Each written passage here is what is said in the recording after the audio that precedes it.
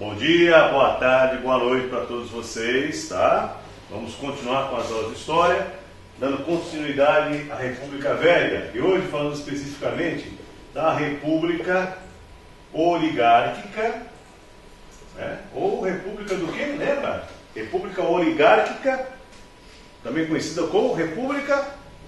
Ó, o que a gente toma de manhã? Café com leite, não é isso? Eu sei que tem gente que toma leite com todinho, né?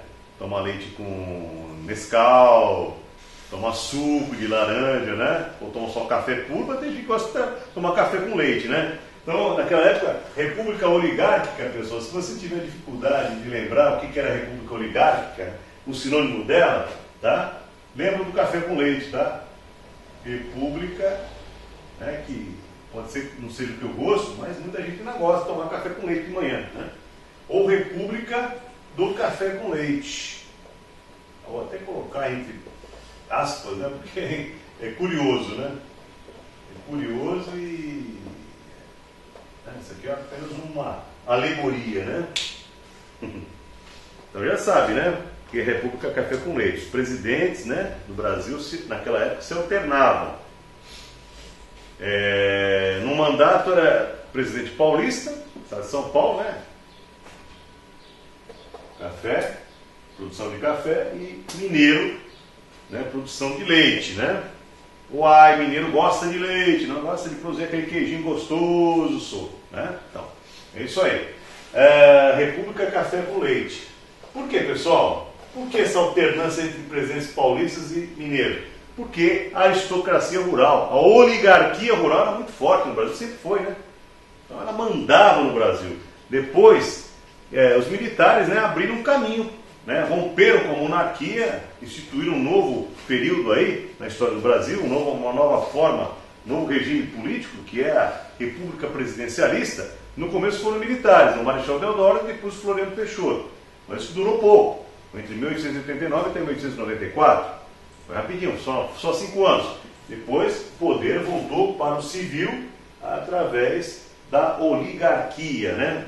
Da aristocracia rural, os grandes proprietários de terra, né? Os senhores, os barões de café. Então, a eleição de Prudente de Moraes, em 15 de novembro de 1894, data histórica, hein? 15 de novembro, sempre 15 de novembro, simbolizou o retorno da classe latifundiária ao poder da nação, num ciclo conhecido como a República Oligárquica, que dura até 1930, quando Getúlio Vargas assumiu o poder. E aí o Getúlio vai dar pano para a mão, hein? A gente vai falar muito do Getúlio depois. Os presidentes do ciclo da República Oligárquica foram Prudente de Moraes, entre 1894 e 1898, Campos Salles, entre 1898 até 1902, Rodrigues Alves, entre 1902 até 1906, Afonso Pena, entre 1906 e 1909, Nilo Peçanha, entre 1909 e 1910, Hermes da Fonseca, entre 1910 e 1914, Venceslau Braz, entre 1914 e 1918, Delfim Moreira, em 1919, Epitácio Pessoa, entre 1919 e 1922, Arthur Bernardes, entre 1922 e 1926, e Washington Luiz, entre 1926 e 1930. Tudo nomes muito conhecidos aí, nome de estrada, né? Tem aí uma estrada paulista, aí, rodovia Washington Luiz, que vai para o interior de São Paulo, aí, região de Araraquara, São Carlos, né? O Epitácio Pessoa, né? Existe uma cidade paulista aí, Presidente Epitácio, Presidente Prudente, em homenagem a Prudente de Moraes, tá certo? Venceslau Braz, e assim vai. Os presidentes desse período da República Oligárquica não tiveram vida fácil. Prudente de Moraes, por exemplo, precisou enfrentar a chamada Guerra dos Canudos, uma revolta popular social liderada pelo místico Antônio Conselheiro, ocorrida na região nordestina. Regiões muito pobres, pessoal, né? Geralmente aparecem líderes místicos, né? As pessoas têm que acreditar em alguma coisa, o salvador da pátria, né? Então, às vezes as pessoas nem têm poderes, milagres, sei lá o quê, né? Como supostamente diziam que tinham, mas tinham assim uma boa retórica. Sabe retórica? Sabe aquela conversa fácil de levar as pessoas assim, né? Os grandes líderes têm essa conversa fácil, né? De convencer as pessoas dos seus pontos de vista. Então, naquela época, líderes religiosos, né? Místicos, na verdade místicos, né? De seitas, nem era religião, lideravam grandes revoltas naquela época, em regiões muito pobres, no caso, a região nordestina. Aconteceram também reuniões armadas no sul do Brasil. Outro presidente do ciclo da República Oligárquica, que enfrentou rebeliões armadas internas, foi o Hermes da Fonseca, que governou de 1910 a 1914. Da mesma forma que na região do Nordeste, pregadores místicos também existiam na região sul e que lideraram milhares de famílias e trabalhadores que atuavam na derrubada de madeira para exportação na fronteira do Paraná com Santa Catarina. Com o esgotamento da atividade econômica, o desemprego chegou e o clima de insatisfação virou a revolta armada do contestado. Então, a revolta do contestado aconteceu lá no sul do Brasil e a Guerra de Canudos aonde? Lá no Nordeste. Tá? O presidente Venceslau Braz, que governou de 1914 a 1918, né, sucedeu aí o Hermes da Fonseca, governou o país nos tempos conturbados do cenário internacional. Estouraram naquele período a Primeira Guerra Mundial, entre 1914 e 1918, que foi um sangrento conflito de trincheiras que redesenhou os mapas da Europa, do Oriente Médio e de uma parte da África, e também eclodiu a Revolução de 1917 na Rússia, que originou o comunismo naquele país. Pessoal, essa Primeira Guerra Mundial, inclusive, fazendo um rápido parênteses, tá? Ela tem uma grande influência em todo o mundo, porque ela surgiu praticamente da revolta de países como, por exemplo, Itália e Alemanha, que não tinham a partilha da África. Sabe o que é isso? Porque França, Inglaterra, Portugal e Espanha tinham muitas possessões no mundo inteiro, inclusive na África. A África foi toda retalhada, né, segundo os interesses coloniais dos europeus. Uma parte para a França, né, quer dizer, África francesa, tinha África inglesa, África portuguesa, tá? E não tinha África italiana e nem África alemã. Tá? Isso gerou um grande conflito, países que tinham e países que não tinham. Tá? Mais uma vez, a Alemanha e a Itália unidos, né, numa guerra contra aqueles países que tinham possessões, né, como por exemplo na África, na Ásia. Né? Vocês sabem que a África foi muito explorada, mas muito explorada mesmo, não só o povo, como também as suas riquezas minerais, né? Tá certo? Vários países hoje que falam francês na África, né? Por exemplo, na Argélia, que é um país árabe, né? Dominado pelos árabes, mas que por muito tempo sob o domínio da França, né? Então existe a segunda língua oficial da Argélia é o árabe. Desculpe, é o francês, a primeira língua é o árabe, essa língua oficial é o francês. O Egito ficou muito tempo sob domínio inglês, né? É um país árabe também, língua oficial é o árabe, e a segunda língua oficial é o inglês, lá no Egito, e assim por diante, né? E também, em 1917, aconteceu a famosa Revolução Bolchevique, em 1917, na Rússia, né? Os comunistas, né, tomaram o poder, né, que iam contra aquela opulência, aquela ostentação toda dos czares da Rússia. Né? Os czares eram grandes reis, os grandes imperadores da Rússia. Né? Czar vem do nome César. Bem lá, olha a importância de Roma ainda aí, né?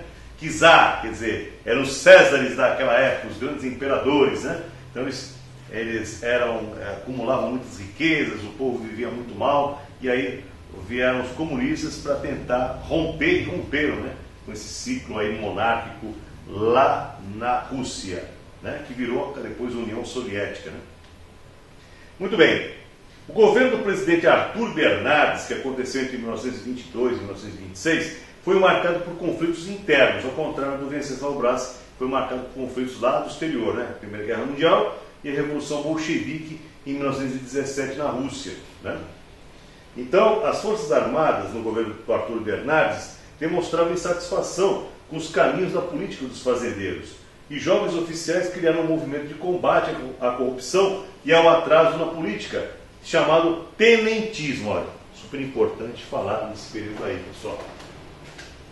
O que foi o tenentismo, hein? Isso cai muito, mas muito mesmo em prova. Tenentismo. Ó.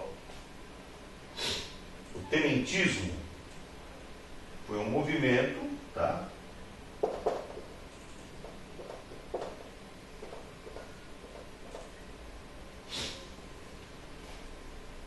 Liderado por jovens oficiais militares. Por jovens oficiais militares.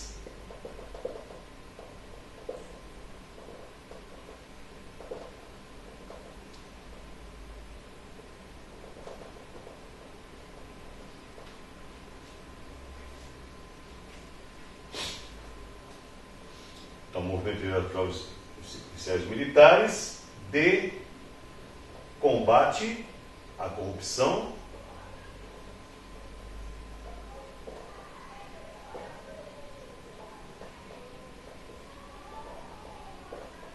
e ao atraso político. Claro, teve outros motivos também, tá? Outras coisas que tentaram combater. Mas esses foram os mais importantes, os principais, o atraso político. Ok? As sementes do tenentismo vingaram, né? Um movimento super importante, porque ele vai influenciar muito a queda da República Oligárquica em 1930 e o começo da ditadura do Getúlio Vargas, né? Então agora vamos falar desse fim, dessa queda, desse declínio da República da Oligarquia. O último presidente a governar durante a República Oligárquica foi Washington Luiz, né, entre 1926 a 1930. Ele enfrentou a crise econômica mundial com o auge da depressão econômica de 1929 e que culminou com a quebra da Bolsa de Valores de Nova York em 1930, prejudicando fortemente economias periféricas como a do Brasil, né? Naquela época, 1929, uma crise econômica muito forte atingiu os Estados Unidos, né? Muita gente perdeu dinheiro. E é claro, né, países, né, emergentes como o Brasil, como sempre foi, países em desenvolvimento, sofreram muito mais ainda. O clima de contestação interna era liderado pelos membros do tenentismo, que apoiaram Getúlio Vargas como candidato a presidente da República. O candidato eleito nas urnas foi o paulista Júlio Prestes, mas o resultado foi contestado por suspeitos de corrupção. Um levante militar com origem nos estados do Rio Grande do Sul e Minas Gerais e da Paraíba dominou a cena política e se confirmou vitorioso. Tá? Assim, Getúlio Vargas chega ao poder e vira presidente da República num movimento conhecido como a Revolução de 1930. Então, o que foi a Revolução de 1930? Revolução de 1930. Foi a ascensão de Getúlio Vargas ao poder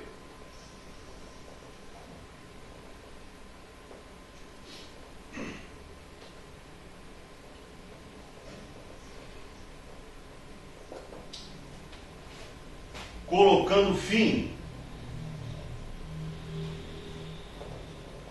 à República Velha, tá? República Velha é tudo, né? Foi desde a República da Espada, os militares, depois a República Oligárquica. Então, pessoas querem prova? O que foi a República Velha? A República Velha é composta da República... Isso. República...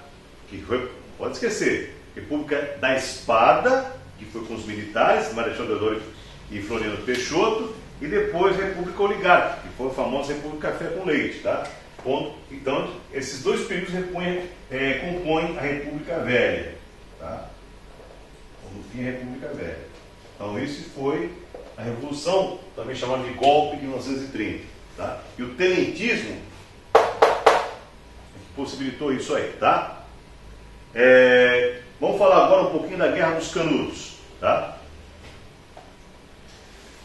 Que foi um dos conflitos da República Café com Leite. Entre as principais crises internas enfrentadas pela República Oligárquica, esteve a Guerra de Canudos na região nordeste do país.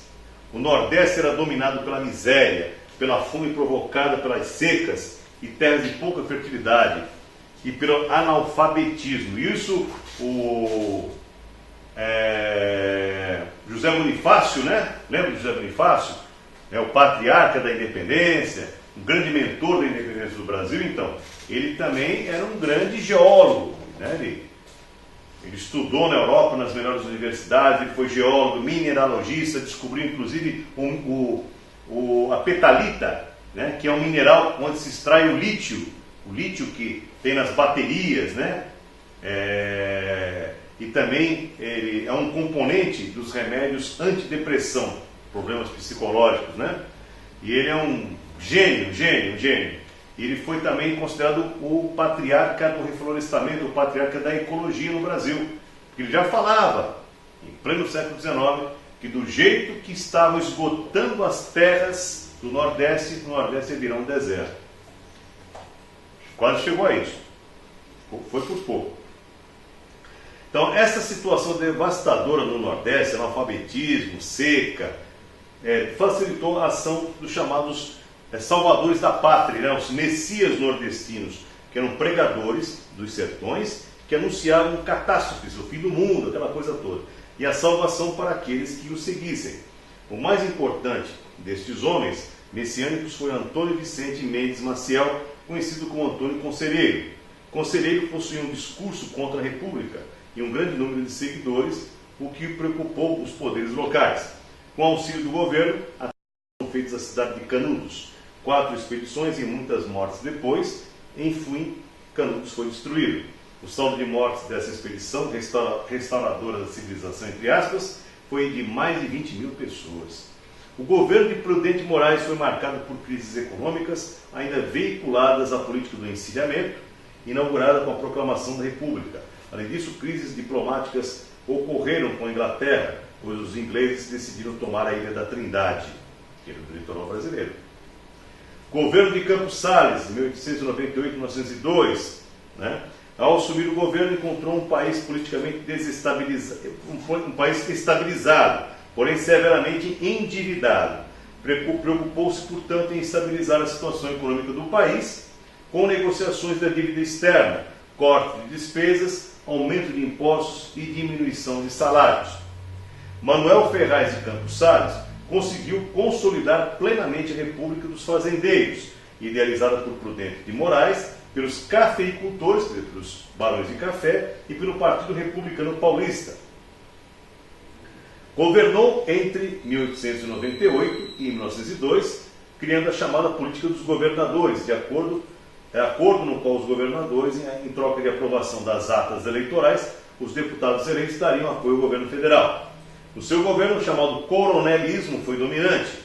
Então, o que foi o coronelismo? Os coronéis eram, nesse contexto, chefes locais que negociavam com governos estaduais e federais, trocando favores por votos. Como o voto não era secreto nesse período, era possível manipular os eleitores. Tipo, se você não votar em mim, você tá mal comigo, está na minha lista aí.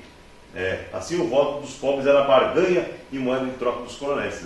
Ameaçavam, né? Davam presentinhos, né? Aquela coisa boa, camisetinha, em troca de voto, sabe? Aquele chamado voto de cabresto, né? E ameaçavam, se você não votar, porque o voto era aberto, não era secreto, né? Então, eles sabiam, os coronéis, que o povo estava votando. Quem votasse contra o coronel local, pelo amor de Deus, estava excomungado. Uma verdadeira máquina eleitoral foi montada nesse governo Campos Salles, não havendo nenhum tipo de órgão que fiscalizasse essas atitudes fraudulentas. Que absurdo, hein? Em seu governo ocorreu o acordo conhecido como política do café com leite, ó. Tá? Então, pessoal, vamos colocar isso daí que é super importante, ó. Governo de Campos Salles, foi daí que começou essa história aí de café com leite. Governo de Campos Salles, tá?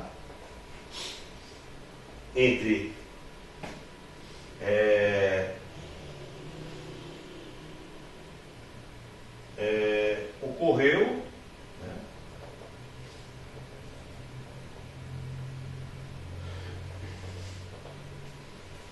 o acordo, tá, conhecido como política do café com leite. Política do café com leite.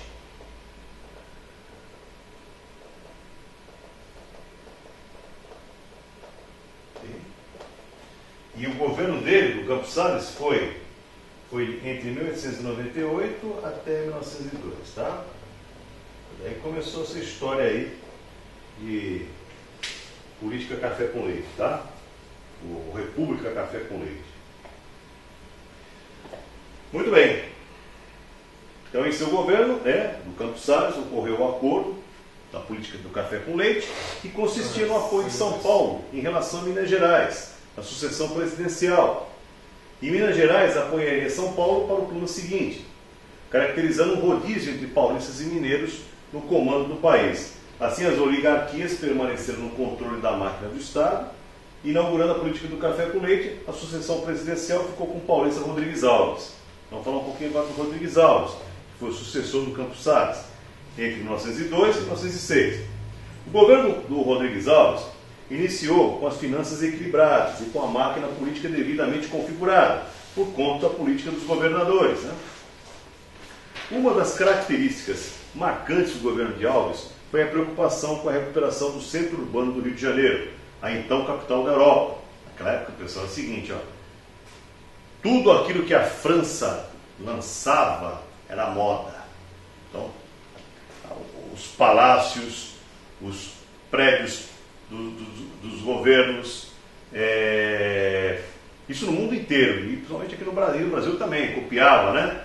O padrão de construção de casas de pessoas abastadas, pessoas que tinham dinheiro, era baseado nos padrões franceses, quer dizer, era tudo baseado na França, tá? Então era chique, né? Naquela época, inclusive, pessoal, fumar era uma coisa bonita, era chique fumar, olha só que absurdo, né? Hoje, nós praticamente estamos banindo, né, o fumo, o cigarro, né, por ser altamente prejudicial ao organismo humano, causa diversas doenças, inclusive câncer, né? E naquela época era chique fumar, né? Era chique. Charuto, cigarro, naquela época, né? E é a França que, né, ditava essas modas no mundo inteiro, inclusive no Brasil, né?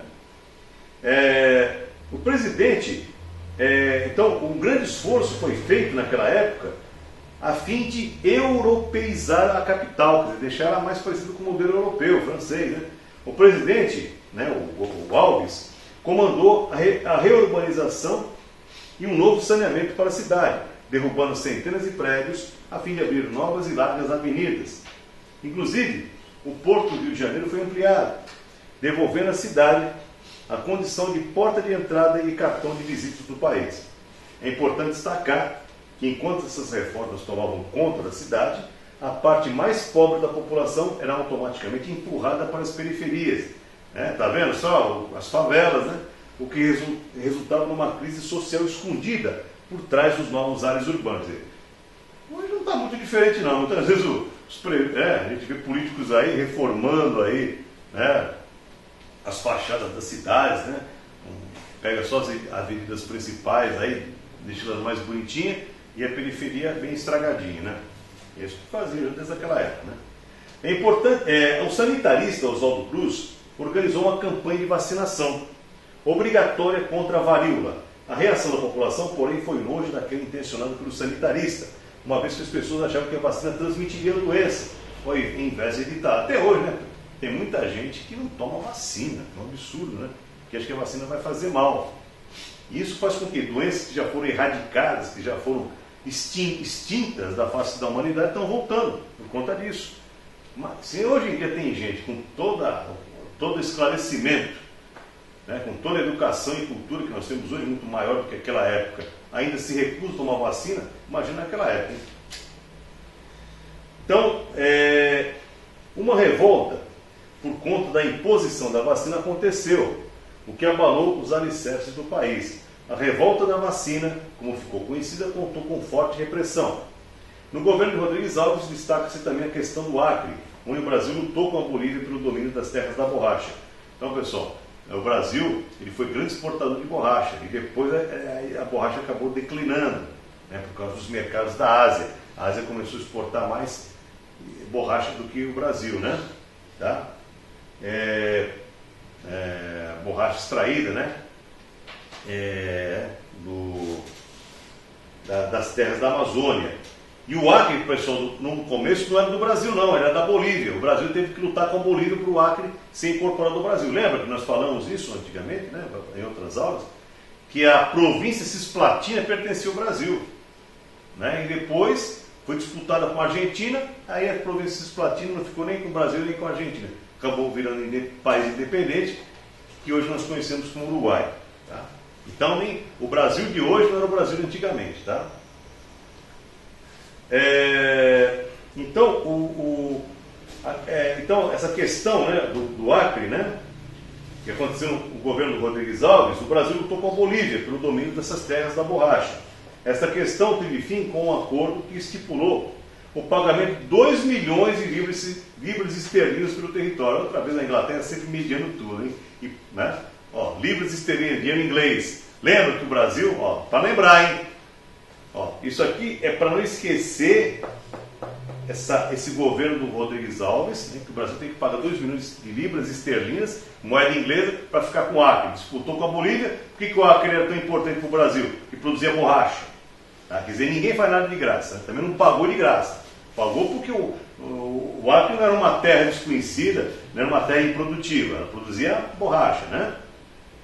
E lembra que também o Brasil pagou exatamente esse valor, 2 milhões de libras esterlinas, para Portugal, para ser reconhecido como país independente, né?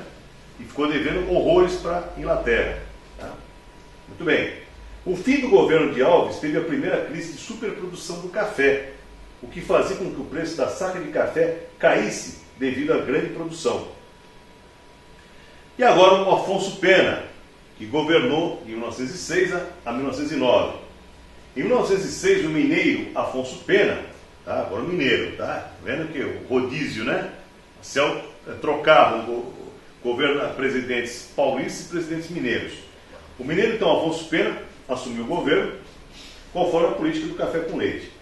Este governo caracterizou-se por medidas de proteção ao café, estímulo à imigração europeia, melhoria da rede ferroviária nacional e apoio às Forças Armadas. Em 1909, Afonso Pena faleceu e seu vice, Nilo Peçanha, assume a presidência. Os anos seguintes foram marcados por grave crise política, uma vez que a política do café com leite foi rompida com as candidaturas de Rui Barbosa e Hermes da Fonseca, grande defensor das forças militares. Pessoal, nós temos exercícios para serem resolvidos, é muito legal, gostoso, né? Espero que não dê sono. Pessoal, toma aí um cafezinho, inclusive falando de café com leite, toma um cafezinho com leite aí, para não ficar com sono, que às vezes, por mais interessante que seja a aula, eu acho que a história do Brasil é super interessante, né? Que conta nosso dia a dia, explica o nosso cotidiano, né? Mesmo assim, se você ficar com sono, toma um cafezinho com leite aí, tá? E também presta atenção nos exercícios, né? Porque é gostoso assistir aula, mas tem que fazer os exercícios para provar para você mesmo que você está preparado para fazer concurso, né? Então, aí na página 39 da apostilinha de História, tá? Tem exercício para vocês resolverem, vai da questão 1 até a questão 4, tá? E o finalzinho da questão 4, ela está na página seguinte, na página 40, mas os exercícios começam na página 39, e vai da questão 1 à questão 4. Bom trabalho, tá bom? E finalmente nós chegamos na era do Getúlio Vargas, né? O polêmico Getúlio Vargas, né? O grande ditador do Brasil. Para falar do Getúlio Vargas, a gente precisa de muito fôlego, precisa vou tomar um pouquinho de água, pessoal, que estou ficando com a garganta seca, tá? Inclusive, pessoal, vou lavar roupa. Estou precisando lavar roupa daqui a pouquinho aí. Mas daqui a pouco eu volto reabastecido para falar do Getúlio Vargas. Não percam as próximas aulas. Tchau!